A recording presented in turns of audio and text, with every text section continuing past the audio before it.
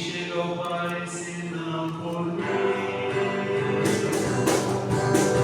Aleluia, aleluia, aleluia, aleluia,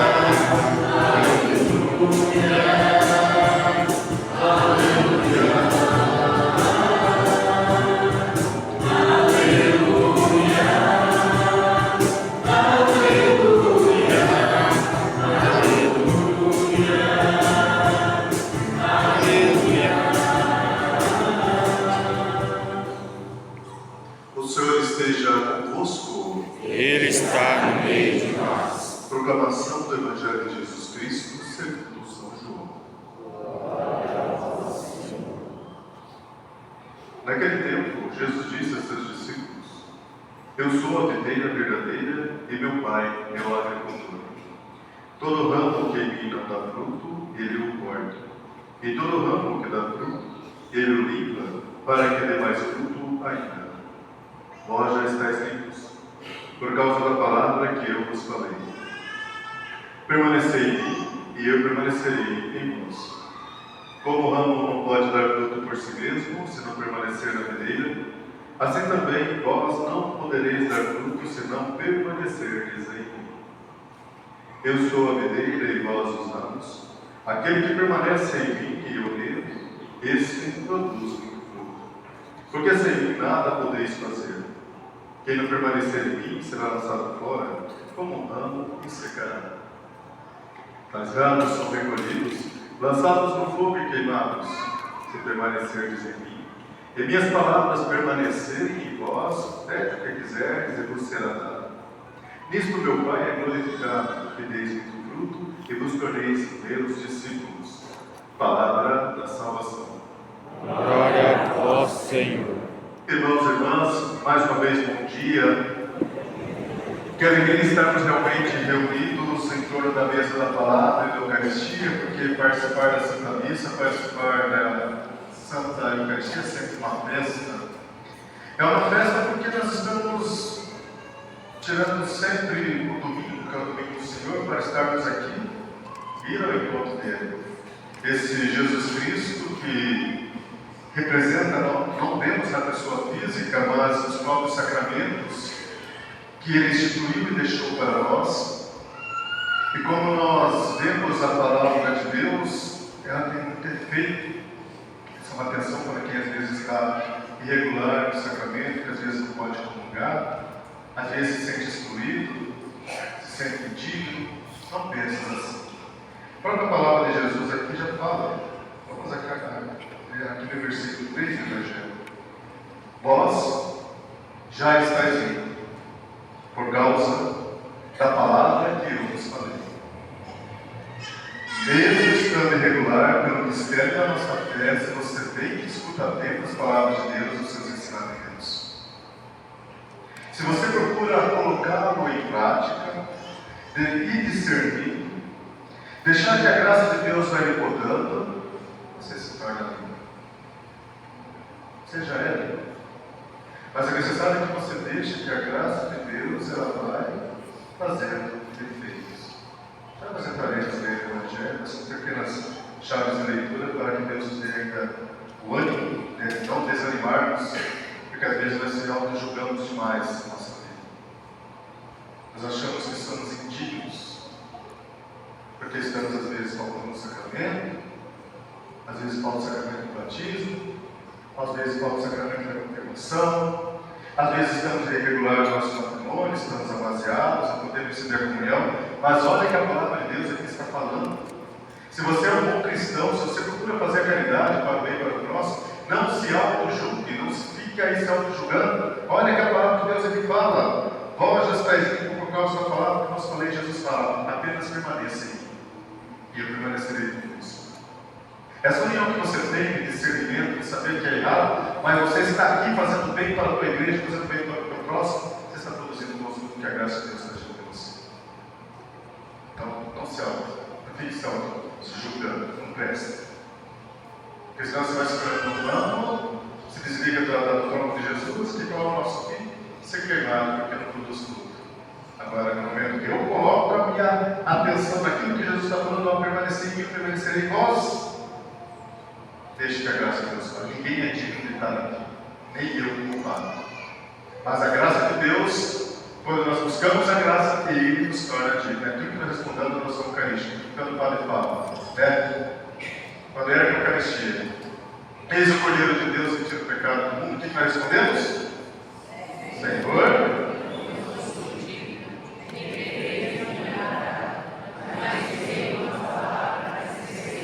se você disser uma mesma palavra, porque você já escutou uma palavra, você entendeu, então você está limpo, você se torna digno. Pararam para pensar, olha só quanta graça Deus nos dá. E a gente às vezes não percebe isso. Mas vamos agora ao Evangelho. São pequenos detalhes para que a gente não desanime na nossa caminhada, porque Deus nos ama, Deus nos julga e não condena ninguém. Nós não estamos aqui para isso, porque nem aqui cabe julgar, nem eu posso, né? Nem devo, nem sou eu, porque eu sou nas mãos de Deus também. Mas nossa missão é trabalharmos pela bênção do Senhor, unidos nesse trono que é Jesus. Vamos então ao quinto domingo da Páscoa, porque no domingo da Páscoa nós vivemos já todo o enredo, a forma que Jesus, após ter ressuscitado, estando com os seus discípulos, desejando a paz, depois do encontro com os discípulos de Emaús, todo aquele encontro que tem alegria, às vezes na falta de fé, Jesus nesse tempo pascal, Ele nos renova novamente, nos transforma, nos envia novamente com a sua bênção, e nos transforma em homens e mulheres novos. Daí o sentido da Páscoa, né? Essa passagem que Jesus passou, né? Morreu, ressuscitou, e agora daqui uns tempos, daqui uns dias vai subir ao céu. E as liturgias de hoje, elas estão bem assim como se fosse uma despedida já de Jesus, e nos dando a autoridade máxima, porque agora a responsabilidade ficará conosco. E aí que está agora o sentido de nós estarmos ligados a Ele. Porque quem é a igreja? A igreja somos nós, cada um de nós que formamos essa igreja. Então a missão é para todos nós. A palavra de Deus hoje, ela vem nos apresentar aqui nesse quinto domingo da Páscoa, a união de uma igreja discípula e missionária. Discípula, atenção. Todos nós somos discípulos e discípulas de Jesus Cristo. Missionários. Porque a palavra de Deus não deve ser guardada, ela deve ser anunciada. Né? Então vamos ver o que a primeira leitura nos apresenta aqui, o testemunho do discipulado de Paulo. Gente, alguns dias atrás, quando nós olhamos as Sagradas Escrituras, né, principalmente os convivistas aqui da nossa, sabe muito bem esse categoria que Paulo era aquele que Paulo era Saulo. Saulo era aquele que perseguia os cristãos, né? Perseguia o povo que aderia à palavra de Jesus. Paulo era aquele assim que recebeu toda uma formação farisíaca de Gamaliel e foi formado para isso, para perseguir, para aqueles que estão ao caminho da luz, que estavam atrapalhando dele, mandava prender, perseguir os cristãos. E ele tem um caminho, olha só, como Deus nos cobra, né? Deus cobra. E uma das coisas que nós vemos aqui nos caminhos de Damasco, quando estava indo para a sua missão de perder os cristãos, homens e mulheres, na escuta de uma palavra, escutou a palavra de Jesus Cristo dizendo: Saulo, Saulo, por que tu me persegues? Nesse mesmo momento, nesse processo de conversão, de podagem, de cortar os ramos para produzir outros frutos, não mais produzir frutos azedos, porque a missão de Paulo, olhando de Saulo antes, quais eram os frutos dele? Frutos azedos. Primeiro, que ele estava ligado com Jesus, e atenção, Saulo nunca teve contato com Jesus Cristo, nunca teve, ao contrário dos discípulos, mas escutou a voz de Jesus, clamando: por que me persegues? Naquele momento dessa podagem, caiu por terra, suas vistas se escureceram, né? Ficou alguns dias sem comer e sem beber, em pleno, podemos dizer, retiro. Até que um belo dia, Ananias foi lá, aquele homem escolhido por Deus, vimos alguns dias nas leituras, foi lá, Deus fala, Jesus fala, se não me engano, né? Ananias vai lá, tem um homem assim e tal, vai abençoar sobre ele, receba a bênção, abençoa esse rapaz. E foi o que Ananias fez, né? Ananias ficou salvo, suas vistas saíram as escamas, ele começou a ver um mundo diferente. Depois dessa rodada, já ele começou o quê? A anunciar o Cristo crucificado. Aqui começa já a união de Saulo com Jesus, mesmo derrotado por Cristo. Nunca teve. Mas a ânsia, o trabalho de evangelização, fez com que Saulo, depois dessa conversão, começasse a falar de uma forma diferente de Jesus. Mas isso depois, olha só, o que acontece? A vida de discípulo não é fácil, vai ter que enfrentar muitas coisas, assim como nós enfrentamos também. E qual foi a dificuldade de Saulo aqui? A primeira leitura nos apresentando. Saulo está pregando em Jerusalém, mas todos que conheciam Saulo não estavam acreditando naquela palavra que ele ia ter, porque olhando o passado dele, olha quanta coisa ruim ele fez. Mas Saulo estava lá. Mas ele, de repente, Barnabé, conhecido por toda a comunidade de Jerusalém, vai dar um testemunho de Paulo, olha, ele passou por um momento de conversão, já não é mais o mesmo. Aí então Paulo começa então a anunciar a boa nova, a anunciar esse Cristo crucificado, a loucura da cruz, a formar as suas primeiras comunidades, a formar essa igreja missionária, que a palavra de Deus não tem que ficar guardada aqui, ela tem que ir além das fronteiras, além dos limites. Paulo começou a fazer isso começou a causar inveja dos grandes da época, dos judeus de línguas gregas. Começaram a perseguição, novamente, olha como a gente é perseguido. Aquele que é discípulo missionário, gente, qual que é a função do discípulo? É escutar atento ao mestre. Assim como os nossos professores, para nós sermos alfabetizados, precisou ter uma cartinha do Beabá para aprendermos a leitura, aprendermos a ler. E qual é a cartinha do nosso Beabá hoje, que a palavra de Deus nos ensina, que Jesus deixou para nós? A lei dos 10 mandamentos. E Jesus fala muito isso. Se viver os meus mandamentos, se seguir os meus mandamentos, como fala ali. Quer ser salvo? Segue os mandamentos da lei de Deus. A lei de Deus maior é o amor. Paulo entendeu? Ele começou já a causar divisões por amor a Jesus. Aí o que aconteceu? É necessário agora tirar Saulo, tirar de Cesareia e levar para Tarso. E a Zaria continuou. Aí, em resumo, a igreja unida, discípula e missionária. Aqui, a palavra de Deus é bem nos ensinar assim, gente. Para que a gente sejamos uma comunidade unida, uma comunidade que tenha toda a partilha, uma comunidade que não tenha medo de evangelizar, tá? E que todos são chamados a fazer essa experiência do crucificado de Jesus, no caso da espiritualidade atual, se Jesus crucificado, que carregamos no peito essa cruz. Veja. Mas agora nos perguntamos, Paulo fez isso por causa dessa conversão? Mudou? Porque a consciência dele pesava? O quê? O que vocês me dizem? Falta aqui o ingrediente principal que Jesus nos ensina. Qual é o ingrediente principal? Porque ela tem que ter efeito, além da fé, é claro. Mas tem que ter um ingrediente principal aqui na vida do discípulo missionário de Jesus. Esse ingrediente principal se chama o amor. O amor de Deus. Tudo que vocês fizerem em palavras e obras, eu faço por amor a Deus. Paulo nos ensina muito isso. Porque se você não estiver fazendo as coisas por amor a Jesus Cristo, ela não terá efeito. Sabe? Não terá efeito. É como a videira lá que você plantou, daqui a pouco você vai aduba, enche de sais minerais, mas ali ainda está faltando, a videira parece que ela está faltando alguma coisa, para ela chegar naquela terra, nas suas raízes, ir mais a fundo e pegar a seiva adulta e trazer para o seu tronco e passar para os seus galhos, chegar nos ramos e produzir frutos. Falta alguma coisa naquela terra ali, a terra está cheia de coisa. Exemplo da parábola da videira. Precisa por um toque diferente ali. Assim é também na vida do discípulo missionário. Se não fazer as coisas por amor a Deus, se não tiver amor nas coisas de Deus, ela não vai ter feito. Vai ser aquela terra bonita, mas não vai. E foi isso que a primeira leitura nos ensina. Que tudo aquilo que Paulo fez desde as suas primeiras comunidades cristãs, começando com pequenas células se escondido. As cartas que ele enviava, veja, era tudo como essências do do amor que ele teve, da experiência de Jesus, escreve nas cartas e passou para os demais. Olha os efeitos. Aí está o sentido do discipulado missionário.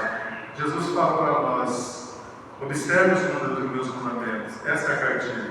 Amai-vos uns aos outros como eu vos tenho amado. Eu sou o caminho, a verdade e a vida. Domingo passado, Jesus como pastor, aquele que dá a vida por suas ovelhas. Olhamos a experiência da atitude de Jesus, como Jesus acolhia as pessoas. A forma como Jesus ele cativava as pessoas, curando aqueles que se diziam, às vezes a comunidade falava, aquele dali é cego devido a castigo de Deus, devido a ser pecador, aquele dali é leproso devido aos castigos. Jesus chegava de uma forma diferente: não é assim. Mas se você julgar alguém, olhe para aquele pobre ser e veja que ali está faltando a necessidade do amor, de ser amado, de ser acolhido e não excluído. E Jesus quebrou isso, trazendo novamente aqueles que eram excluídos de uma sociedade, trazendo para perto de si. Comia com os pecadores. E agora, se não tiver a lei do amor de Deus, se nós soubermos amar aquilo que Jesus pede, primeiramente, o primeiro mandamento qualquer, amar a Deus sobre todas as coisas. Então aqui está a receita, o itinerário para sermos bons discípulos missionários cristãos e uma igreja unida. É o que nos apresenta agora a primeira carta de São João. São João nos escreve assim: filhinhos, não amemos só com palavras de boca, mas com ações e de verdade. Olha aqui. Não basta dizer palavras bonitas, coisas bonitas, mas se você não procura viver o mandamento, não dá testemunho. A igreja, discípulo missionário de Jesus Cristo, ela vive de testemunhos. Novamente, São João nos fala: aí está o critério para saber que somos da verdade, para sossegar diante dele o nosso coração. Ele vai falando: caríssimos, se o nosso coração não nos acusa, temos confiança diante de Deus. E qualquer coisa que pedimos, recebemos dele, porque guardamos os seus mandamentos e fazemos aquilo que é do seu agrado. Sabe, gente, a gente costuma brigar muito com Jesus Cristo, sabe? A gente bate a boca com ele, a gente xinga ele no tempo sagrado, né? Ah, está exagerando, não, somos seres humanos. Às vezes estamos revoltados com certas coisas e queremos que Jesus faça a nossa vontade, mas não é assim. Nós temos que fazer a vontade dele, porque nós somos discípulos. Nós temos que viver aquilo que ele nos ensina, viver os mandamentos, guardar os seus mandamentos. Quando a lei de São João nos fala que nós devemos estar em paz, com o coração em paz, é quando nós sabemos aceitar aquilo que Jesus nos ou seja, sabemos fazer a sua vontade, mesmo que às vezes não seja a nossa vontade, né? Às vezes pedimos tantas coisas, Jesus não dá, mas seja feita a tua vontade. Assim, o que acontece? A minha espiritualidade, ela ficará bem na paz e paz. Eu não ficarei mais uma pessoa revoltada, porque eu sei fazer a vontade de Deus, ou seja, nós saberemos fazer a vontade de Deus. Quando a gente está em paz, né? A primeira coisa, a gente quer abraçar tudo. Vou passar essa pessoa lá. Não, eu estou bem espiritualmente, cara, fogo do Espírito Santo. Aí a gente quer, veja, essa euforia, você está em paz. É isso que a palavra sempre da leitura veio falar. Quando você ama a Deus de verdade, você faz as coisas por amor a Ele, não esperando nada em troca de ninguém. É isso, essa alegria, essa euforia. O coração fica em paz. E para concluir agora a nossa reflexão, vamos ao Evangelho, que é o resumo da primeira leitura e da segunda leitura. Para que isso tenha efeito em nossa vida, Jesus lá naquele tempo, Jesus era naquela região de agricultores e camponeses, olhando as videiras, a forma como os agricultores trabalhavam, adubavam a terra, né? Aravam, plantavam ali a videira, regavam, e a forma que depois essa videira ia crescendo, dando suas primeiras folhas, os seus primeiros flores. E via ali que aquela ali era necessitada de um cuidado extremo. Quando não estava produzindo, qual que o agricultor fazia lá? Cortava os galhos. Se esse galho não está bom, é necessário cortar. Porque ali vai vir coisas boas, vai vir frutos bons. E quando a gente corta o galho, o ramo de uma videira, percebe que ela sai uma gota de água. Ela fica dias pingando. Quando nós estamos ligados com a palavra de Deus, quando nós aceitamos que nós assumimos a nossa missão de sermos discípulos e missionários de Jesus, é novamente utilizando aquilo dali, repetindo. Às vezes nós queremos que Deus faça as nossas vontades, mas não é assim. Jesus vem e corta, poda. E quantas lágrimas de noite nós choramos de decepção com a igreja, com Jesus, e às vezes tomamos outros caminhos, nos desligamos desse tronco que é Jesus, desse ramo, e vamos para outros lugares, né? Nos desligamos, representando essa parábola de Jesus, essa comparação da videira. E quando nós nos desligamos de Jesus, qual é o nosso fim? Nós não produzimos mais frutos, acabamos secando, e o nosso fim vai ser o quê? Como Jesus fala assim, será queimado pelo agricultor, não tem utilidade nenhuma. Então o destino é o fogo.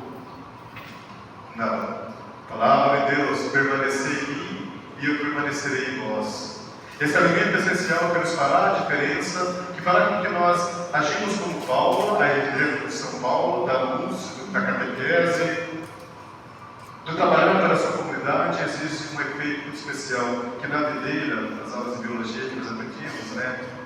A seiva bruta, em que a raiz da videira vai lá e pega a seiva bruta, pega pelas raízes, passa pelo tronco, vai com os ramos e depois produz fruto. Qual é essa seiva bruta hoje?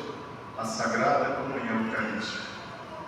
Todas as vezes que nós comungamos, vamos preparados, alimentamos o corpo e sangue de Cristo, e a essa ceia, podemos dizer entre aspas, é que fará os efeitos da graça de Deus para nós, e que fará com que nós permanecemos com Cristo, e Ele permaneça conosco.